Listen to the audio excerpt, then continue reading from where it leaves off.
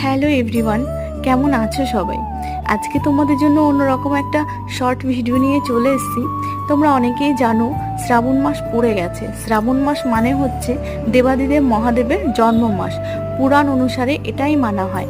আর শ্রাবণ মাসে সবুজ চুড়ি পরলে কি হয় সেটাই আজকে তোমাদের সঙ্গে শেয়ার করব। মানা হয় যে সবুজ চুড়ি পরে যদি মহাদেবের পুজো করা হয় তাহলে যাদের সন্তান আছে অনেকে সন্তানের মঙ্গল কামনার জন্য সবুজ চুড়ি পরে শ্রাবণ মাস পালন করেন। আবার অনেকে স্বামীর দীর্ঘায়ু অর্থাৎ মঙ্গল কামনার জন্য সবুজ চুড়ি পরে সেই শ্রাবণ মাস পালন করে থাকে। তো আমার ঘরে সবুজ চুড়ি ছিল, আমি সেই সবুজ চুড়িগুলোই পরে নিচ্ছি আর ভাবলাম সেই সঙ্গে তোমাদের সঙ্গে একটু শেয়ার করে নিই।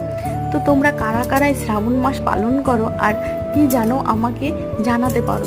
তো আমার মনে হলো তোমাদের সঙ্গে শেয়ার করি, তাই শেয়ার করে দিলাম। সবাই ভালো থেকো, সুস্থ থেকো, ভোলানাথ